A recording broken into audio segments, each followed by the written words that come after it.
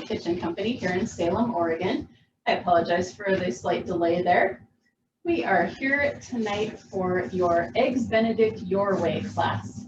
If you have come to classes in the past, you may notice that this class is a little bit different. We are going to go over 2 recipes in detail: how to make perfect poached eggs and how to make delicious, rich and creamy from scratch Hollandaise sauce very quickly and easily. We also have a recipe for our crispy smashed potatoes, which was an optional recipe that some of you may be making this evening.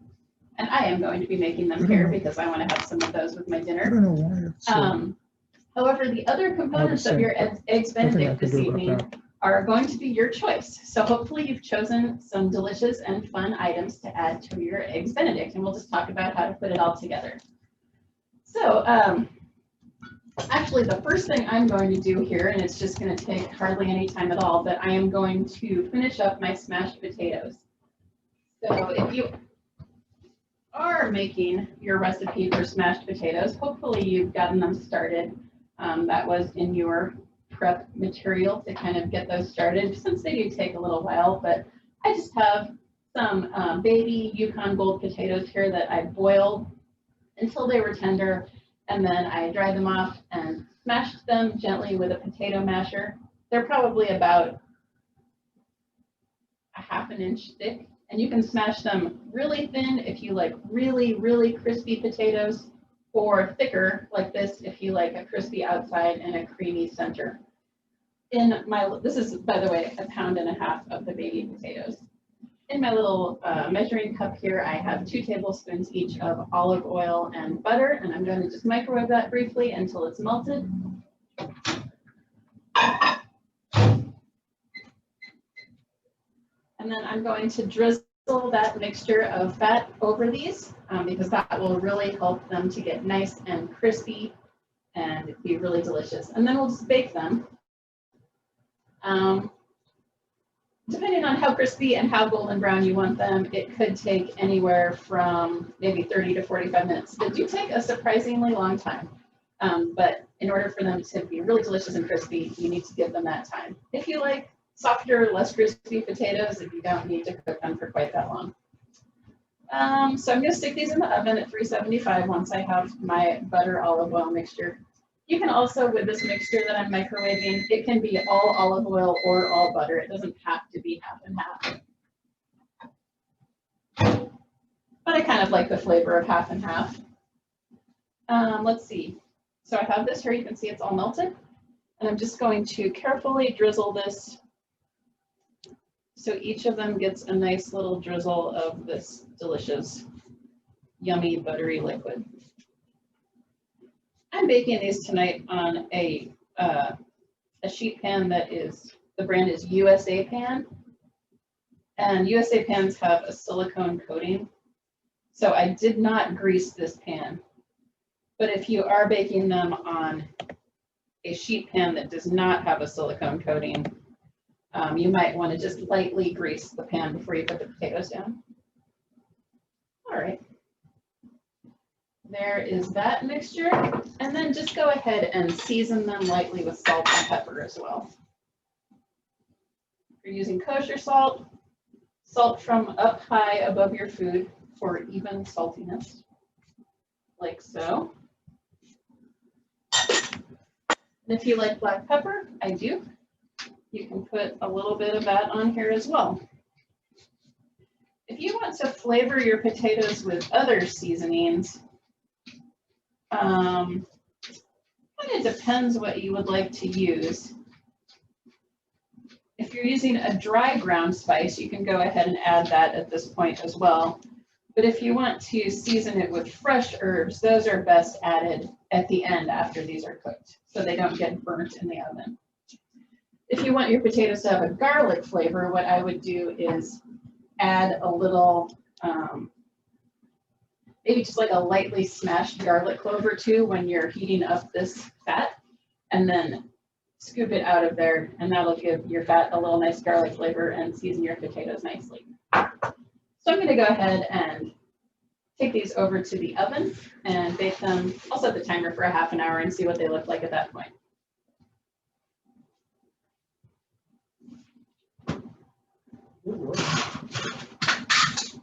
Oh man, every time.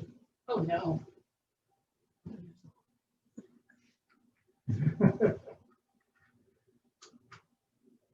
Put this somewhere different. Every time I bend over, it falls out. There we go. Okay.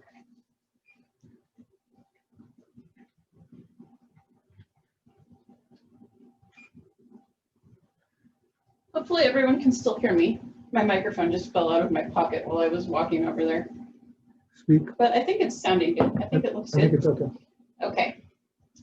All right. So that was our optional potatoes. And now we are going to get down to the good stuff. I'll just mention here while I have this, I do have a little dish of minced parsley, and this is for my potatoes. So if you did want to add some fresh herbs, I just have those ready to go, and I'm going to sprinkle them on at the end. All right. So we all know, probably we all know, a traditional Eggs Benedict. It is a base of a toasted English muffin, and then it usually has a slice of, it's usually Canadian bacon, but it could be any kind of like ham product on top of the English muffin, and then a perfectly poached egg that gives you a nice runny yolk and kind of creates a sauce for the dish. And then it has another sauce, the delicious Hollandaise sauce, which is everybody's favorite, nice lemony, rich, creamy sauce. So those are the basics, but I always like to add different options, different items. I am not personally a fan of Canadian bacon as much as regular bacon, so I often just substitute that. But you can substitute anything you want. If you need your Eggs Benedict to be vegetarian, I have listed a bunch of different options that you could use instead of the bacon or Canadian bacon. You could use roasted mushrooms or a nice big slice of delicious tomato, artichoke hearts, or like sauteed spinach or other greens. You could really do anything with this that you like. Another easy substitution, if you don't want to do an English muffin, you can do like a different kind of protein cake. So like a salmon cake or a crab cake, that's a great way to make a delicious, flavorful base for your Eggs Benedict. So really the sky is the limit here. What I am going to personally have on my Eggs Benedict tonight, I have a little list here so I don't forget anything, but I am doing toasted sourdough bread because I like that a little better than English muffins personally. I just found this kind of it's called artichoke antipasto at Trader Joe's. It's like a lemony artichoke spread. Oh yeah, is that look good? So if you like the flavor of artichoke hearts, this is a cool product that they have at Trader Joe's that I think tastes really good. I'm going to spread a little bit of that on my toasted sourdough. And then I am going to have just regular bacon, not Canadian bacon. I'm actually making kind of an Italian flavored Eggs Benedict. So really, even a better choice would probably have been crispy prosciutto, but I had bacon at home, so I just went with that. I'm going to make a little salad. A really simple salad that is just halved cherry tomatoes, basil, and a tiny drizzle of balsamic just to dress those. And then, of course, our egg and our hollandaise. And my hollandaise is just going to be lightly flavored with fresh chives. So that's what I'm going to be constructing here. So if you are following along at home, don't forget to think about your other parts of your Benedict and what you are personally going to be doing. I have my bacon cooked. And I have my bread toasted, and they're just warm in the oven right now. And I do have my tomatoes ready to go, and I'm going to just add a little balsamic and basil here when we are ready to serve. But really the heart of our dish tonight is our poached eggs and our hollandaise. So let's go ahead and work on that. We are going to start with the hollandaise, because the poached eggs really are best right out of the hot pan. So I like to do those very last. The hollandaise is a sauce, if you've never made it before, it cannot be reheated, but it can sit for an hour or two in a warm environment without any issues. So if you make it a little bit before you're ready to eat, it will be just fine. And I usually just keep the cup of Hollandaise just kind of near the stove so it stays nice and warm and doesn't thicken up too much. Basically what will happen, the base of your Hollandaise sauce is mostly butter. So if it gets cold, it just turns into a buttery consistency rather than a sauce consistency. So you don't want it to get too cold. An option if you are making Eggs Benedict for a group of people at your home and you want to make it a little farther ahead, you can keep it in like a bowl or a saucepan of hot water. Keep the, you have it in a jar or whatever, a bowl, and just set that down inside of a bowl of hot water so it will stay warm that way. You could also pour it into a thermos. Make sure you pre-warm your thermos by pouring hot water into the thermos first and then dumping it out and then pouring your Hollandaise sauce in there. But that's a great way to keep it warm for even longer if you need to. So let's go ahead and talk about Hollandaise sauce. I mentioned in the class notes that I'm going to demonstrate how to do this using an immersion blender or a stick blender, you may call it that. Whatever you call it, it is this type of item. So hopefully if you're following along at home, you have one of these because I really feel like this is absolutely the easiest and quickest way to make Hollandaise. You can also make Hollandaise in a regular blender if you don't have an immersion blender like this, but you might need to make a larger batch because if you try to make just a very small batch like this recipe calls for that only has 1 egg yolk, it probably won't even be enough to get up into your blender blades.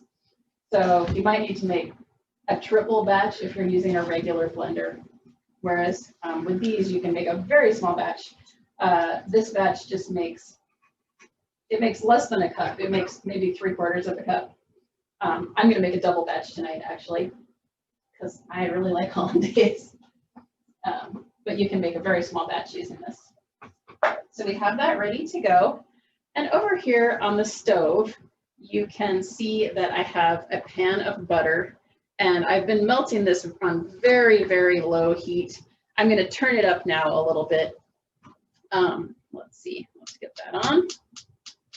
Because you do want your butter to be melted and nice and hot when you make your Hollandaise.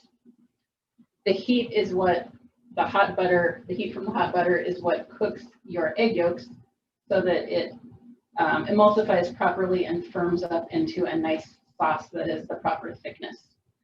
So my butter was mostly melted, as you can see, but now I'm turning it up.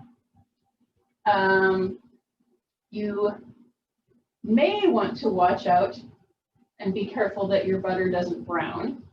However, I will say that you can certainly make a brown butter Hollandaise if you want to, and that is absolutely delicious.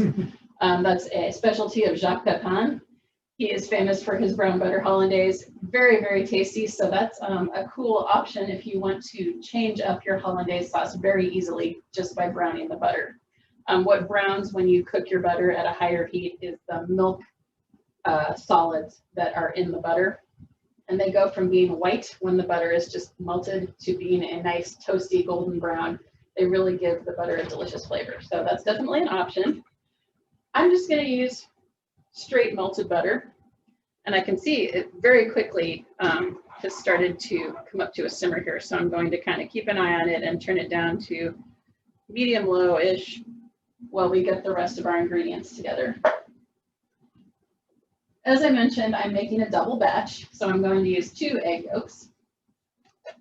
And I'm just going to go ahead. I'm actually going to just pop over to the sink for just a second and crack my eggs and separate them, putting the egg yolks into this container that the stick blender comes with. If you don't have one of these, I think the best option is a wide mouth pint mason jar, or just a pint glass also works great. You want something that is nice and tall and narrow. I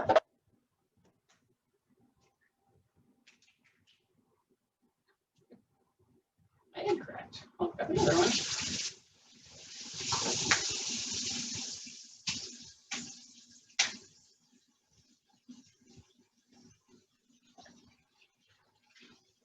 I broke one egg. I broke one egg yolk, so I'm grabbing one more egg real quick.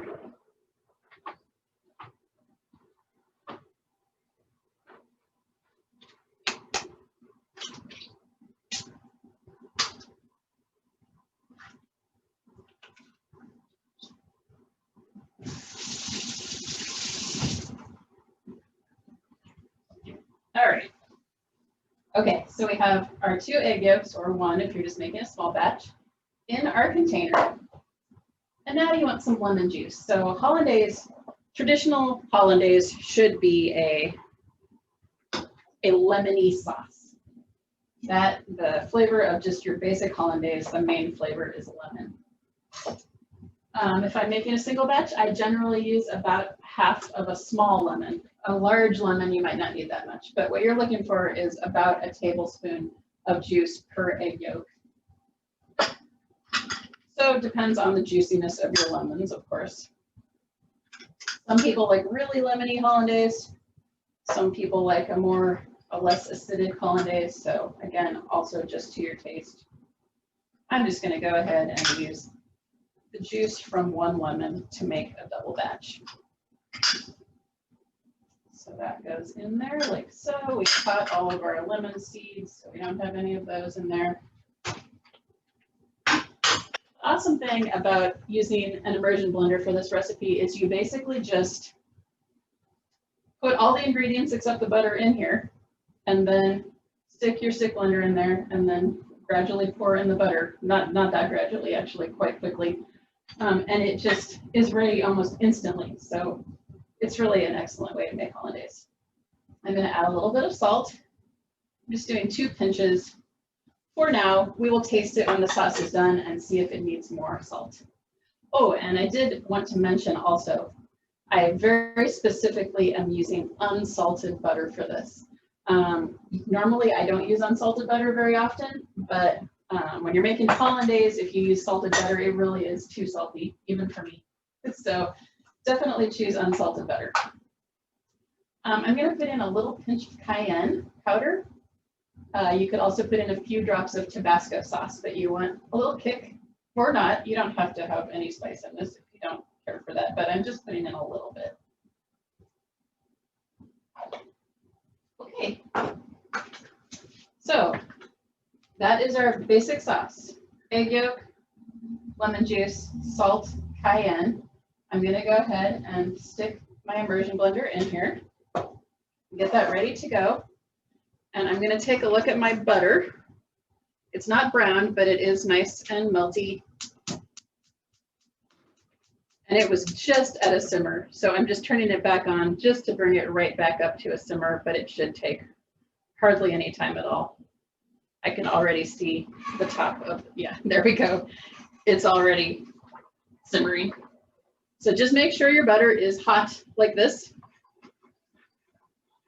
You don't need to use clarified butter. Some recipes call for clarified butter, but in my opinion, it's really not necessary.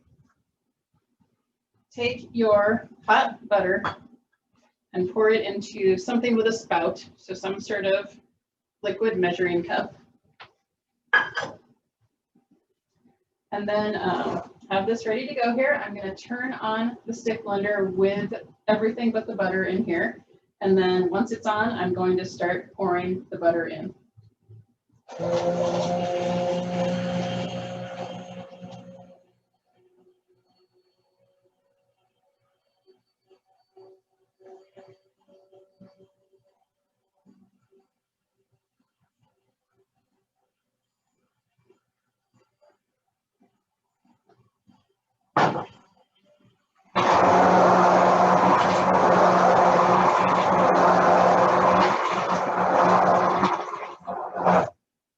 Okay, this is basically done. I think you saw how quick that was.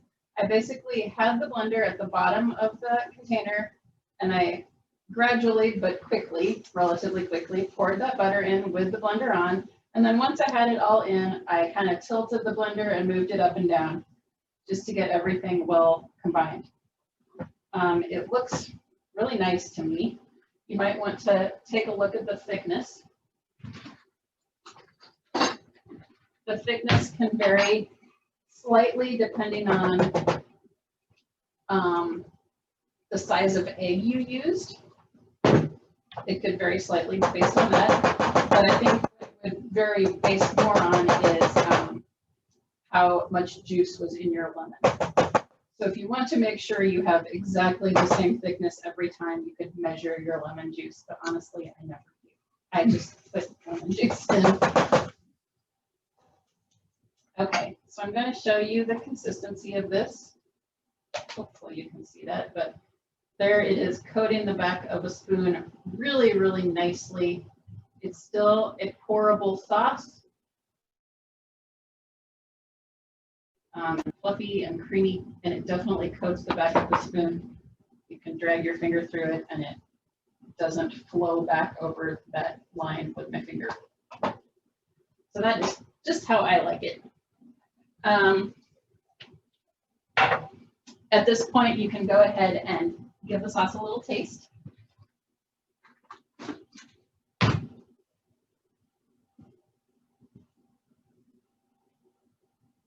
And decide if you think it needs more lemon or more salt. I always start out with a good amount of lemon juice, and I really like lemony hollandaise, so it tastes very lemony to me, which I like. But to me, it does need a little salt. So we can go ahead and put in, I'm probably adding another 1/8 of a teaspoon. You can just stir that in. It should feel warm, nice and warm when you fill the side of your jar, which is good. You want to keep it warm. Okay, so that is your basic hollandaise. Let's talk about flavoring. Easy ways. The most easy way, I think, to flavor your hollandaise is just to add some fresh herbs at this point. And that's often what I do. And that's what I'm going to do tonight. I'm just going to add in some. Yes, I'm going to mince these Thai hollandaise and talk about other options while I'm mincing. And you probably want about a tablespoon of minced herbs per egg yolk batch, I would say. But if you want to go beyond fresh herbs, other options would be you can change up the acid in your hollandaise. So instead of using lemon juice, you could use lime juice. That would be an easy and obvious one.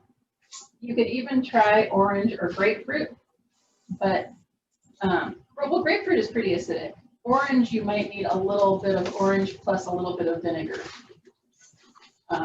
just so that it would be tart enough.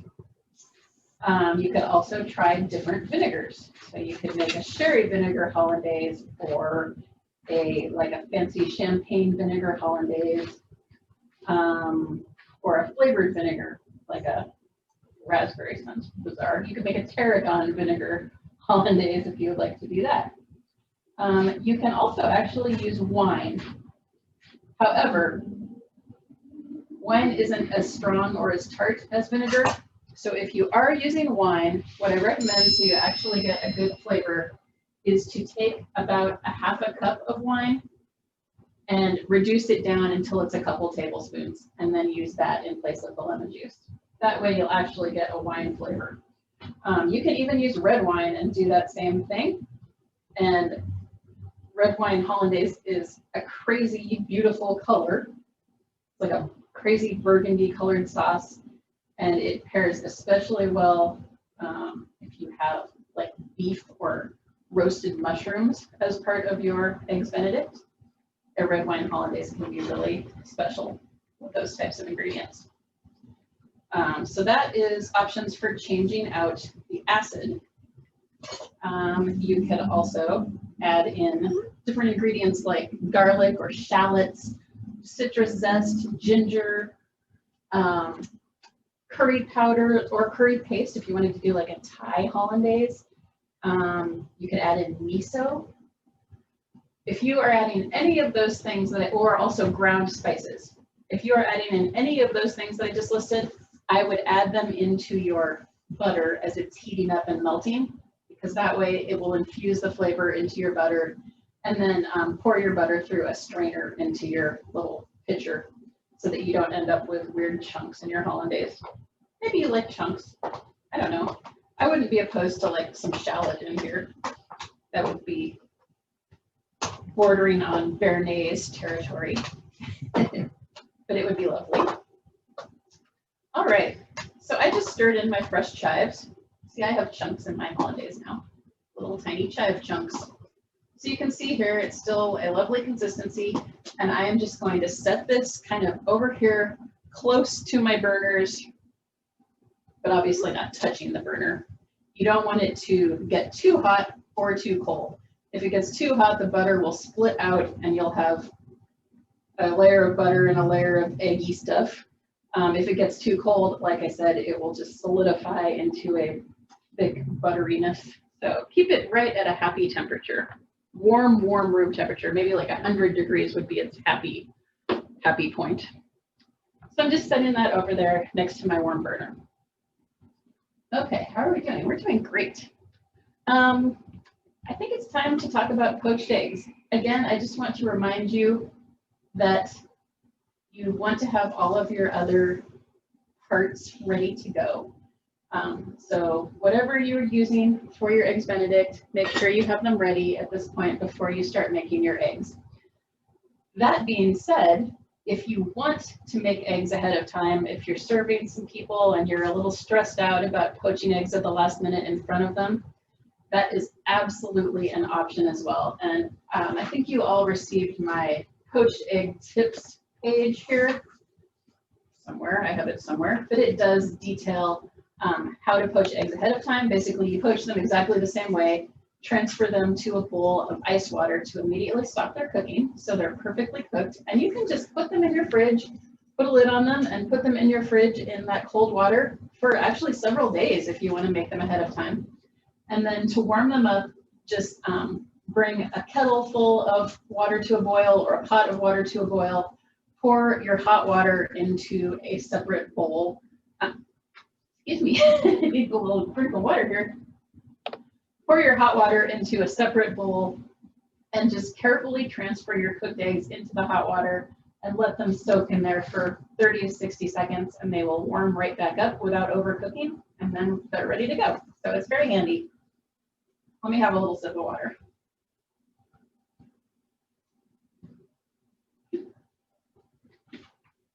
Okay. All right. Let's talk about poaching eggs. I have a nice big saucepan of water here. Make sure you use a big enough saucepan. So this is a 4-quart saucepan. And you know what? I'm actually going to add a little water to it because as I've been chatting here, it has been evaporating a little bit. So I'm just going to get a little more water in here.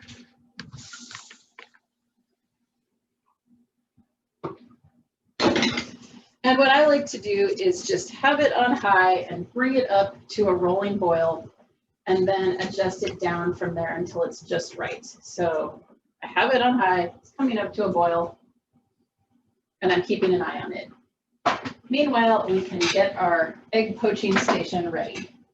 So these are my best tips for achieving excellent poached eggs. I like to have this little station ready to go here.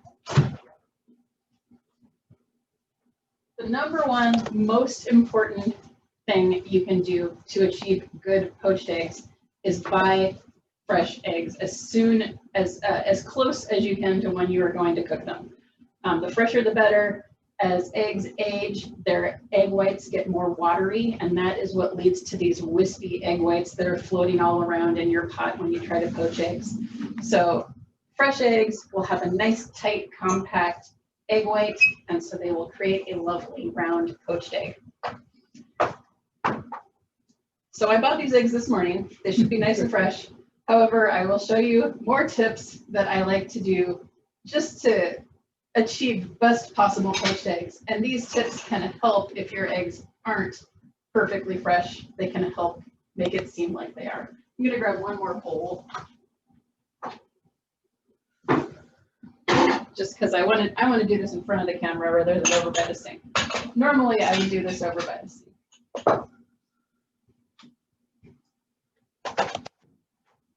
Okay, so what I have here is a bowl, but I would just be doing this over the sink. And I have a mesh strainer. This is a really big one, which works fine, but if you have a smaller one, it's easier to deal with. So I'm going to set that over my bowl, and I have 4 little ramekins, little custard cups, whatever, just small little bowls. So I'm going to make 4 eggs at a time. With this size of saucepan, I would not try to cook more than 4 eggs. If you had a big, wide kind of stock pot, you could potentially cook more than 4 eggs at once, but you have to kind of keep track of them because they start getting cooked.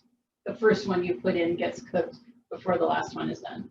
So I like to just stick with 4. 4 is manageable. So what I'm going to do is crack 4 eggs, one at a time, into this sieve. And the sieve is going to allow the runny egg white that you don't want to pass through, but the nice solid compact egg white to stay up on the top. So I can look in here, and even though these eggs I bought this morning, I see probably maybe a teaspoon or 2 of egg white that fell through the sieve. So that's great. Just shake it around a little bit and then very gently transfer it to the bowl. Be gentle because you don't want your egg yolk to break. So I'm just going to repeat that 3 more times. I tested this out on all the different sieves that I own, which are varying finenesses, and it all seemed to work exactly the same. So I did not find that you need a particular fineness of sieve in order for this to be successful. Just be gentle and follow this procedure. I see my water is boiling, so we'll move over there in just a second.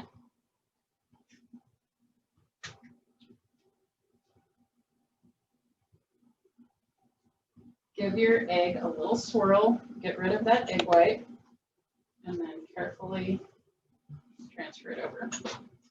I'm going to, before I do the last egg, I'm going to head over here and just turn my water down. And what you are looking for with your water, once it's to a nice hot boil, is you want it down so that you can perhaps see a few bubbles on the bottom of the pot, but you don't want bubbles up at the surface. You want a still surface. So it really is, you want it on quite low, most likely. So I'm turning it down, keeping an eye on it. Some people even call for making poached eggs where you bring the water up to a boil and completely turn it off and put your eggs in. But I do like to have it on a little bit. I feel like it works better for me. If you need to make only 1 poached egg, just for yourself for breakfast, you can definitely do that. And in that case, you may have seen people using a vortex and swirling the water in the pan with a spoon. That works well for 1 poached egg, but it does not work at all for multiple poached eggs. It just makes a big mess. So try that if you're only making 1, but not if you're making more than 1. Okay, I'm adjusting our water over here. It looks good to me. I turned it up just a skosh, but I just see a couple bubbles down at the bottom. They're forming, but nothing on the surface of the water. And that's just what you're looking for. I'm going to go ahead and actually stick a thermometer in this water and get you a temperature, because I know some of you are more of a temperature person than a how does it look person. So let's see what temperature this is when it looks just right.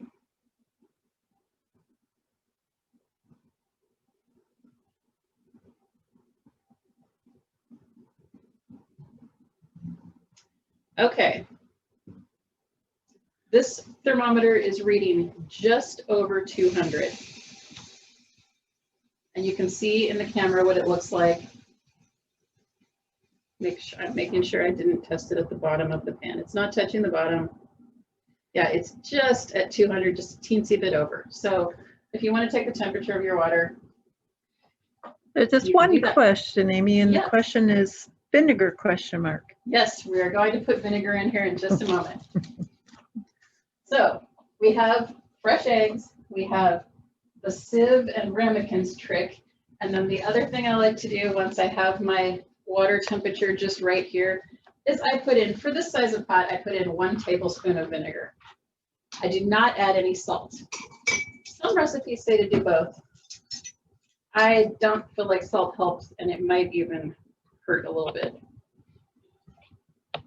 We're not putting in so much vinegar that you'll be able to taste it on the eggs.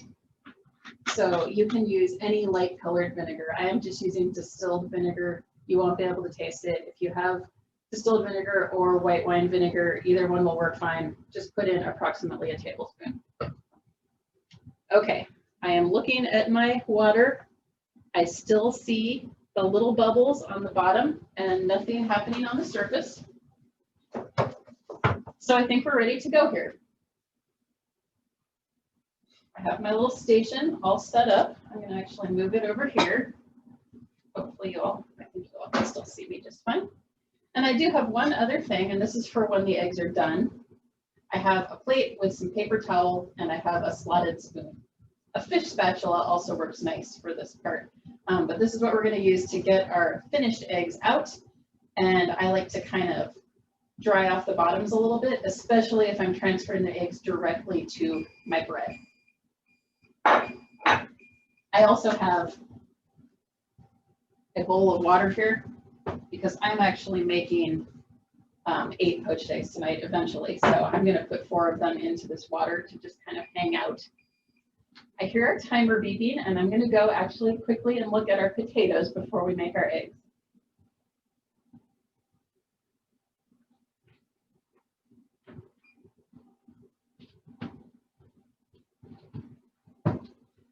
All right, these potatoes, hopefully you can see them. I can bring them over here. They are not quite done to my liking, but they're definitely getting there. So I see golden brown happening, but not quite as much as I want. I'm going to put them in while our eggs are cooking, and then I think they will be perfectly done at that point.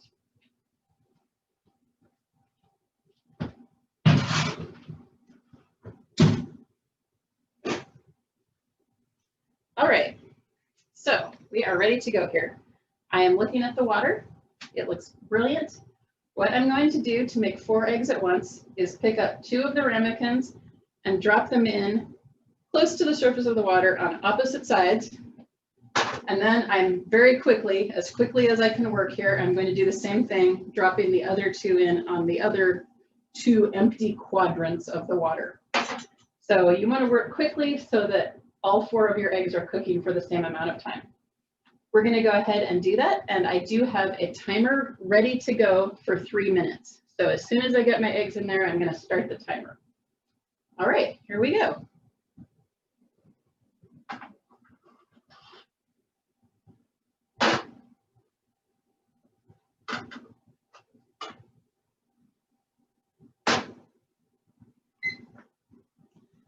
So don't mess around with your eggs quite yet. Let them set up here for maybe at least 30 seconds before you start fiddling with them, if at all, if you're going to fiddle with them at all. I'm looking into the water, and hopefully you can see down into the water on the camera, but these eggs are looking very good. They have immediately formed into tight little poached eggs, which is just what you want.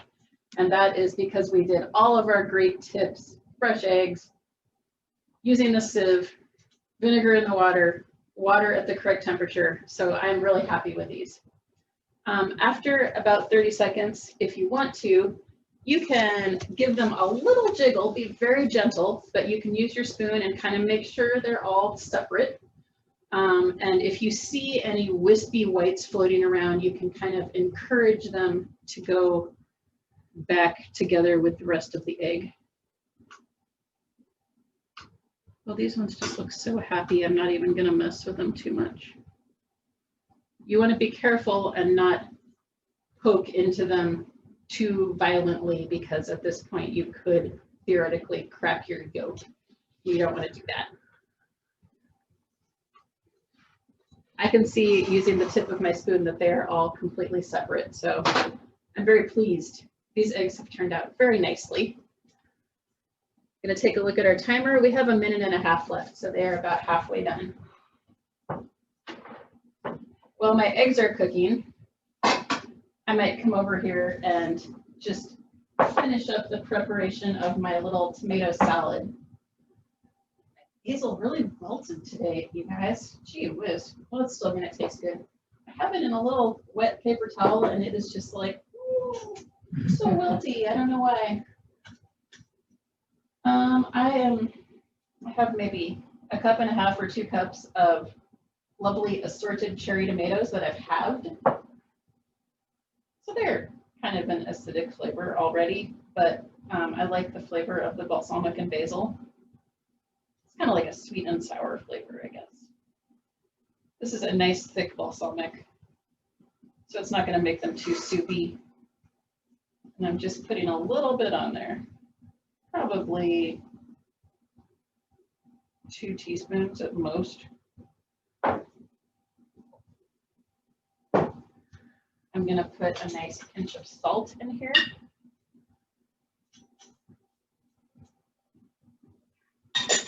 And then I'm going to chiffonade basil, although I have a feeling our eggs are going to get done before I do that. I'll get it started. Oh, see, there we go. I knew that was going to happen. Okay, our timer has gone off for 3 minutes. So at this point, you can, again, be very careful, but take your slotted spoon and grab your egg and see if it's to your liking. I think these look pretty good. Their yolks are really sitting up high, but they look really nice. Can you guys see those in the camera? Are you on that camera? Okay. Yeah, so hopefully you can see those. I am just gently poking them with my fingertip and making sure the yolks are nice and liquid still. All 4 of my eggs are nice and compact and individual. They are not stuck to the bottom of the pan at all. They just look great. I'm really happy. So I like a nice runny yolk, so I'm going to go ahead and take these out. If you are serving them immediately, I would use, which camera are we? This one? Okay. I would use my little paper towel and kind of get the excess water off there and then gently transfer it onto my toast. But because I'm serving them a little later tonight, I'm just going to get them right into my bowl of water here. I'm not using ice water because I'm serving them fairly soon. But if you wanted to chill them down for future use in a few days, you could have this be an ice water bath.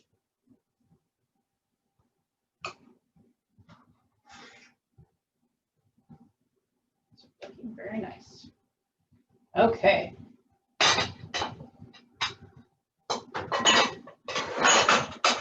Again, hopefully you can see that on the stovetop camera, but here is our beautiful poached egg. It really does look nice. I'm very happy. It's kind of like a cute egg shape, actually. They came together well. All right, folks, hopefully you are poaching some eggs at home and having some good success just like this. I'm going to continue on and finish up my tomato salad really quickly here. It'll just take a second. And then I'm going to plate up an entire Eggs Benedict with our other ingredients that are in the stove, in the oven. So I'm just going to chiffonade some basil. My poor wilty basil. It's so wilty, I might even just chop it rather than chiffonade. My goodness.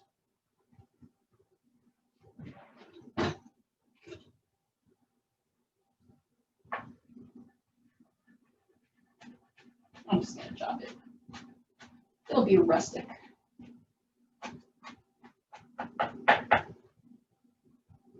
Okay.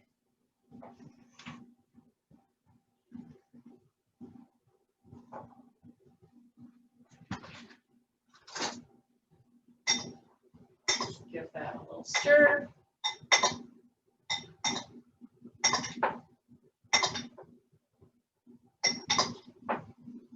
I'm going to taste one of these and make sure it has enough salt and vinegar.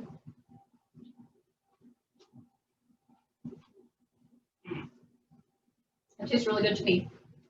Let me wash my hands. Okay. I have all my components. Let me get a few of them out of the oven and we will construct an Eggs Benedict plate so you can see what it all looks like.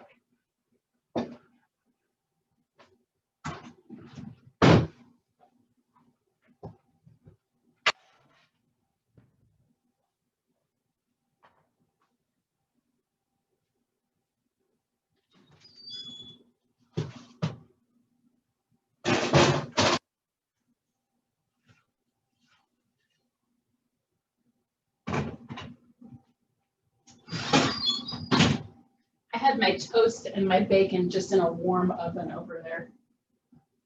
And I can tell you I did something really naughty, which is I cooked my bacon on a sheet pan, which is a way that I like to cook a larger batch of bacon.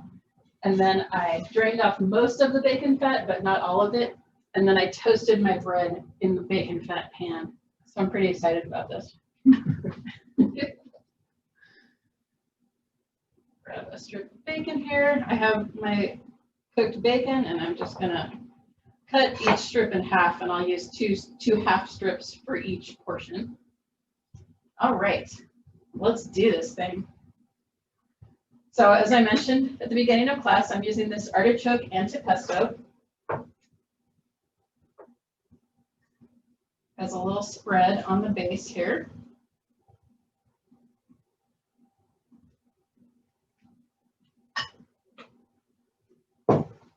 And then I'm going to lay down my bacon strips. I'm going to make a cute little nest, hopefully. Hopefully this will work out as a nest of my basil tomato salad. Whoa, all the basil was on that piece. There we go. Okay, and then a poached egg, a beautiful poached egg. And these are still warm because I just put them in here not too long ago. There's our poached egg. And you may remember we have our delicious chive Hollandaise. Still feels warm because it's been sitting here on the stove next to the other pans. I love Hollandaise, so I like to put a healthy portion on. That looks really good. A little bit more. There we go. If you want to do any other kind of garnish on your plate, I used chives earlier, so if you had a few extra chives or whatever herb you're using, you can kind of sprinkle that around. And I'm just doing a single one here, but usually a portion of these is two of these each. And I'm going to grab a few of our potatoes. I bet they're just about done. And add those on the side.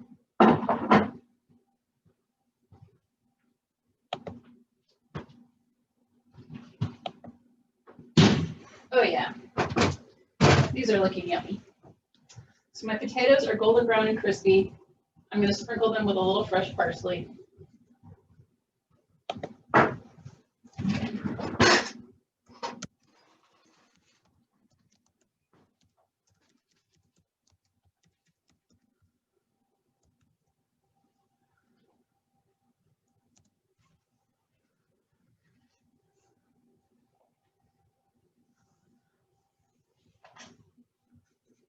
All right.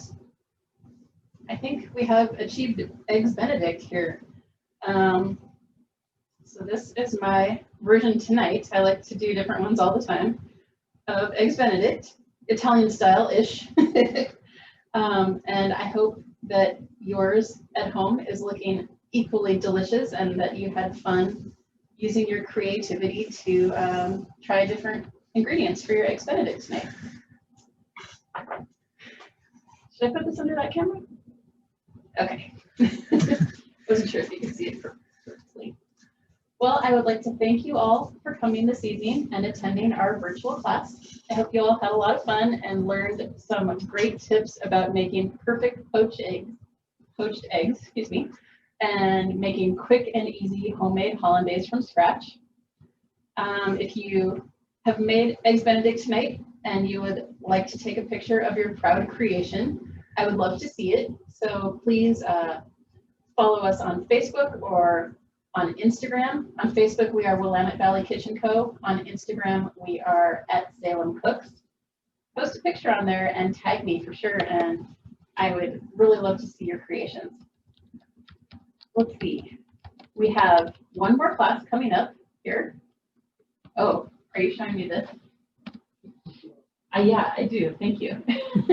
We have one more class coming up, and it is in 2 weeks, and it is a delicious Caribbean easy jerk chicken with coconut beans and rice and kind of like a, I think it has like a mango slaw. So if that sounds delicious to you, please do sign up. I know there are lots of people already signed up, so I look forward to seeing you then. I think it's 2 days before Halloween, I believe. And I would like to end tonight by showing you this product, which I completely forgot to talk about while I was poaching eggs. But we have lots of egg poaching gadgets here in the store. Some of them are not actually a poached egg, they're more of a steamed egg. The pans that have the little inserts, they make kind of like a facsimile of a poached egg, but it's not actually cooked in water, so it's technically not poached. Those work great, especially if you're having a struggle achieving an actual poached egg. It's a great option. But this is actually my favorite gadget that we have to make an actual real poached egg, but this can help you out with that. It comes in a 2-pack for $19, and here is one that's open. So what it is a little silicone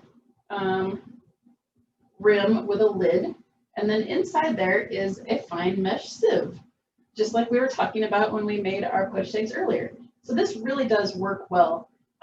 You open it up and put this over a glass, crack your egg right in there. The wispy egg whites fall through into the glass, and you just discard that, and then you seal that up. This is flexible silicone, so it's easy to work with, and it has this little handle. My coworker Diane calls these the ducks. She thinks they look like little ducks, and they kind of do.